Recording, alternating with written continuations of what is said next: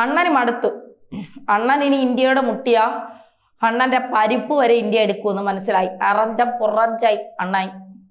വെളിയിൽ പോലും ഇറങ്ങാൻ വയ്യാതെ തലയിൽ കൈവച്ചുള്ള അണ്ണന്റെ ഇരിപ്പ് കണ്ടാ അയ്യോ അമ്മച്ചിയാണ് സഹിക്കൂല. മനസ്സിലായില്ലേ അല്ലേ? മസൂദ് അസർ, ജെയ്ഷെ മുഹമ്മദിന്റെ തലവൻ മസൂദ് അസർ നമ്മളെ ഈ ഓപ്പറേഷൻ സിന്ദൂരിലൂടെ നമ്മൾ തിരിച്ചടി കൊടുത്തപ്പോഴേ മൊത്തം കുടുംബത്തെ അങ്ങ് തീർത്ത് തരിപ്പണമാക്കി കഴിഞ്ഞല്ലോ.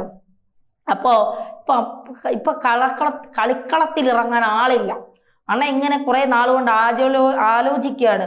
ഓപ്പറേഷൻ സിന്ദൂരിൽ നമ്മുടെ 9 ഭീകരതാവളങ്ങൾ തീർത്തു. കുടുംബത്തിലെ 10-15 എണ്ണത്തിന് ഒറ്റയടിക്ക് കൂറികളുടെ അടുത്തേക്ക് അയച്ചു. ഇനി എൻ്റെ പിൻഗാമിയായി ആരുണ്ട് എന്ന് ഇങ്ങനെ ചിന്തിച്ചുകൊണ്ടിരുന്നപ്പം നീ വരുന്നോ എന്ന് ചോദിച്ചപ്പോൾ അയ്യോ ഞങ്ങൾക്ക് ഇന്ത്യയെ പേടിയാണ്, ഞങ്ങളെ വിളിക്കല്ലേ എന്ന് പറഞ്ഞ് എല്ലാവരും ഒഴിഞ്ഞു മാറി. അപ്പോഴുണ്ട് അണ്ണൻ നോക്കി ഈ പെണ്ണുങ്ങളെ. വേറെ ജോലിയൊന്നുമില്ലല്ലോ അവിടുത്തെ പെണ്ണുങ്ങൾക്ക്. കിടക്കുക, ആഹാരം ഉണ്ടാക്കുക, ഇവന്റെയൊക്കെ കൂടെ കിടക്കുക, ആഹാരം ഉണ്ടാക്കുക, ഇത് മാത്രമാണല്ലോ പണി. നീയൊക്കെ ചുമ്മാ ഇരുന്ന് തിന്നുകയാണ് അല്ലേ? അങ്ങനെ ഇപ്പൊ സ്വീച്ച് മാത്രം നീയൊക്കെ തിന്നട, ഞങ്ങളെ പോലെ 4-5 വടികൾ നീയൊക്കെ കൊള്ളു എന്ന് പറഞ്ഞുകൊണ്ട് ചുമ്മാ ഇരുന്ന പെണ്ണുങ്ങളെ കൂടി അങ്ങേരുതാ പിന്നെ ഇതിലേക്ക് വിളിച്ചെടുക്കുകയാണ്. എന്തോന്നിലേക്കാണ്? ഭീകരവാദത്തിലേക്ക്. അല്ലാതെ മറ്റേ ഇന്റർനാഷണൽ അവാർഡ് വാങ്ങാനല്ല, പാകിസ്ഥാന്റെ പരമോന്നത അവാർഡ് വാങ്ങിക്കാനൊന്നും അല്ല, അല്ലെങ്കിൽ ലോകത്തിന്റെ വല്ല സമാധാനത്തിന്റെ പരമോന്നത അവാർഡ് വാങ്ങിക്കാനൊന്നും അല്ല, ഭീകരവാദത്തിലേക്ക് വിളിച്ചിറക്കുകയാണ്. ഈ വിളിച്ചിറക്കുന്ന പെണ്ണുങ്ങൾ ആരൊക്കെയെന്ന് അറിയണ്ടേ? അതായത് ഈ മസൂദ് അസറിന്റെ സഹോദരൻ ഈ യൂസഫ് അസർ മരണപ്പെട്ടു. ഈ ഇന്ത്യ ഓപ്പറേഷൻ സിന്ദൂറിലൂടെ കാലപരിക്ക് അയച്ചതാണ്. ഈ യൂസഫ് അസറിന്റെ ഭാര്യയും ജെയ്ഷെ മുഹമ്മദിന്റെ ഒരു സഹോദരിയുമായ സാദിയ അസറാണ് ഇതിന്റെ തലവത്തി. നമ്മുടെ ഇവിടെ ഓപ്പറേഷൻ സിന്ദൂറിൽ ആരായിരുന്നു? നമ്മുടെ 26 നമ്മുടെ സഹോദരങ്ങളെ തീർത്ത പാകിസ്ഥാന്, അതായത് നമ്മുടെ സഹോദരിമാരുടെ നെറ്റിയിലെ സിന്ദൂരം മായ്ച്ച ഓരോ ഭീകരവാദികൾക്കും, മായ്ച്ചു കളഞ്ഞ ഓരോ ഭീകരവാദികൾക്കും മറുപടി കൊടുത്തത് വ്യോമിക സിംഗിന്റെയും സോഫിയ ഖുറേഷിയുടെയും നേതൃത്വത്തിലുള്ള നമ്മുടെ വീര സൈനികരായിരുന്നു.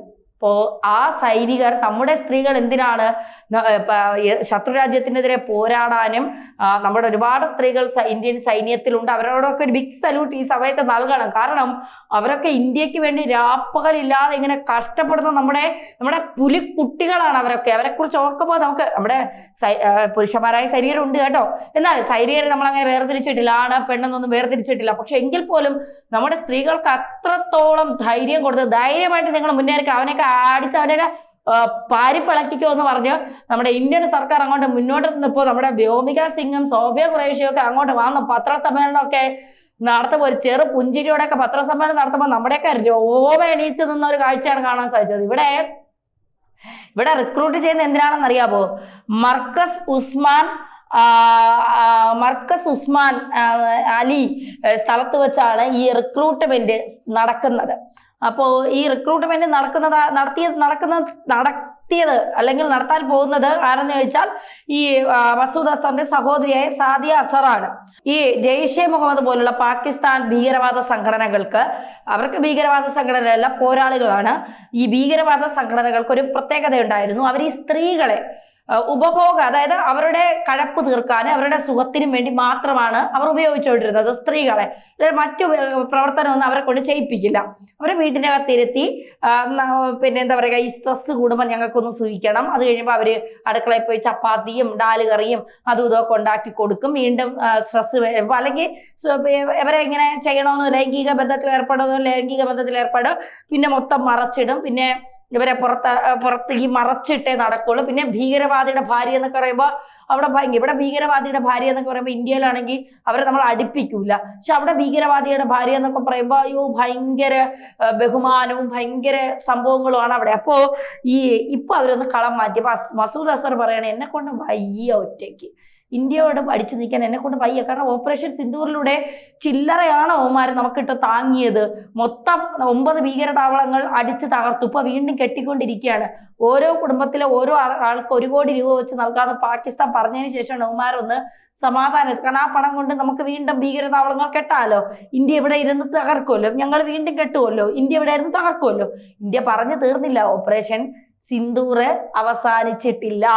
നീയൊക്കെ പെണ്ണുങ്ങളെ ഇറക്കി കഴിയുമ്പോൾ ഞങ്ങളുടെ പെണ്ണുങ്ങളെ ഇറക്കി ഞങ്ങൾ തിരിച്ചു തരും. അപ്പോൾ വാങ്ങിച്ചു വെച്ചോണ്ട് വീട്ടിൽ ചെന്നിരുന്നിട്ട് കരയാൻ മാത്രമേ നിനക്കൊക്കെ കഴിയൂ. അപ്പോൾ ഇവിടുത്തെ ഗുണം ഇവന്മാർ ചിന്തിക്കുന്നത്, ഈ സ്ത്രീകളെ വിട്ട് കഴിയുമ്പോൾ ദേഹപരിശോധനയ്ക്കൊക്കെ ഒരു പരിമിതിയുണ്ട്. ഇവിടെ പെണ്ണുങ്ങളെ തൊട്ട് കഴിഞ്ഞാൽ ഇവിടുത്തെ സുഡാപ്പി ചാനലൊക്കെ അങ്ങോട്ട് ഇളകും, സ്ത്രീകളെ പിന്നെ ഇവളൊക്കെ വന്ന് ഇന്ത്യ തകർക്കാൻ വരുന്നവളുമാരൊക്കെ എന്നൊക്കെ അറിഞ്ഞാൽ പോലും സ്ത്രീകളെ അവരോട് ചോദിക്കാതെ ദേഹപരിശോധന നടത്തി ആനയാണ് ചേനയാണ് മാങ്ങാത്തൊലിയാണെന്ന് പറഞ്ഞ് ഓരോരുത്തർ ഓരോ സ്ഥലങ്ങളിൽ ഇന്ന് അങ്ങോട്ട് വരും. അപ്പോൾ അതുകൊണ്ട് ഇതൊക്കെ മുന്നിൽ കണ്ടുകൊണ്ടാണ്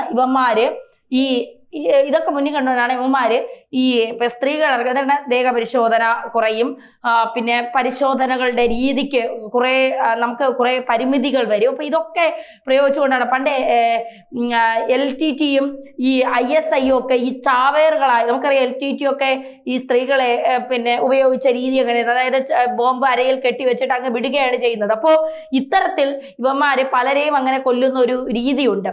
അപ്പൊ അതുപോലെ അത് കഴിഞ്ഞിട്ട് കുറെ നാൾ കഴിഞ്ഞപ്പോൾ യവന്മാർ തന്നെ അതിൽ നിന്ന് മാറി. ഇപ്പൊ സ്ത്രീകളൊക്കെ ചാവേറുകളാകുന്നത്, സ്ത്രീകളൊക്കെ ഭീകരവാദികളാകുന്നതും ഒക്കെ കുറെ കുറഞ്ഞിട്ടുണ്ട് എന്നുള്ളതാണ് യാഥാർത്ഥ്യം. അവിടെയാണ് ഇവന്മാരൊന്ന് മാറ്റിപ്പിടിച്ചത്. ഇനി എന്നാ നമുക്ക് സ്ത്രീകൾ ഇറക്കി ഒരു കളി കളിച്ചു നോക്കാം. കാരണം നമ്മള് മറ്റു കളികളൊന്നും ഇന്ത്യയോട് ഏക്കുന്നില്ല, എന്നാ പെണ്ണുങ്ങൾ ഇറക്കി കളിക്കാം. തോറ്റു തുന്നം പാടുമ്പോൾ വീട്ടിൽ ഇരിക്കുന്ന പെണ്ണുങ്ങൾ ഇറക്കി പിന്നെ അയൽവക്കത്ത് വഴക്കൂടുമ്പോൾ ആണുങ്ങളും ആയിരിക്കും വഴക്കൂടുന്നത്. വഴക്കൂടി കഴിയുമ്പോൾ ആണുങ്ങൾക്കൊരു ലിമിറ്റ് ഉണ്ട് വഴക്കൂടുന്നതിന്. ആ ലിമിറ്റ് വിട്ട് അവർ ചിലപ്പോൾ അവരെ പിന്നെ മതി നിർത്ത് എന്നൊക്കെ പറഞ്ഞിട്ട് അവരതങ്ങ് തീർക്കുമ്പോഴായിരിക്കും ഈ നൈറ്റിയും കുത്തിക്കെട്ടി പെണ്ണുങ്ങൾ വരുന്നത്.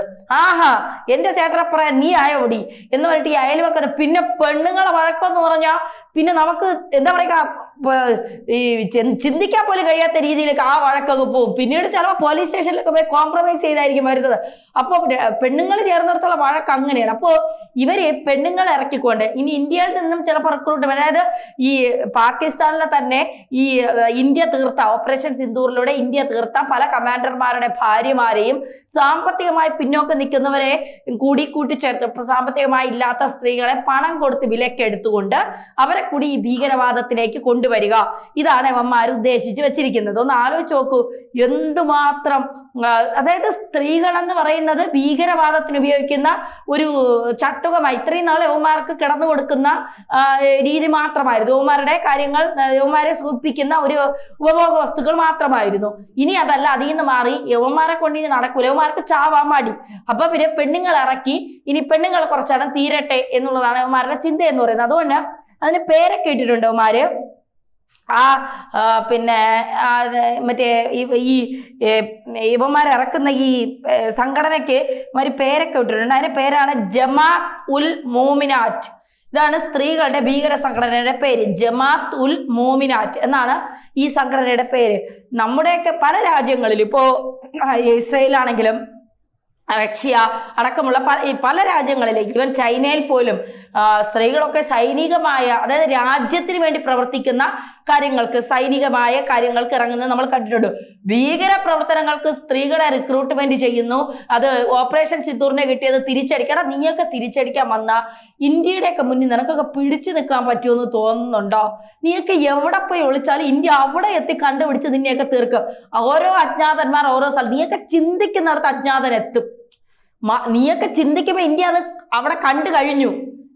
ഇന്ത്യ അവിടെ എത്തി നിന്നെയൊക്കെ അപ്പം തന്നെ തീർത്ത് കെട്ടും. നീയൊക്കെ എന്താലോചിച്ചിട്ടാണ് നീയൊക്കെ ഇന്ത്യയോട് പെണ്ണുങ്ങൾ ഇറക്കി കളിക്കുന്നത്? ഈ വീട്ടിലിരിക്കുന്ന ആണുങ്ങൾ കുശിരില്ലെങ്കിൽ പെണ്ണുങ്ങൾ ഇറക്കി കളിക്കുമെന്ന് പറയും. ഞങ്ങളുടെ ഇന്ത്യയിലാണെങ്കിൽ സ്ത്രീകളാണ് പല കാര്യങ്ങളിലും. നമ്മുടെ ധനമന്ത്രിയൊക്കെ നിർമ്മലാ ധനകാര്യം കൈകാര്യം ചെയ്യുന്നത് ഒരു സ്ത്രീയാണ്. അതൊക്കെ നമ്മുടെ അഭിമാനമാണ്. ഇവിടെ ഭീകരവാദ പ്രവർത്തനത്തിന് പെണ്ണുങ്ങൾ ഇറക്കി കളിക്കുന്നത് നാണമില്ലേടാ വസുധാ സാറേ നിനക്ക്? ചാവടാ പോയി, നീയൊക്കെ ജീവിക്കില്ല, അത് പോയി ചാവ, അതാണ് നിനക്കൊക്കെ നല്ലത്.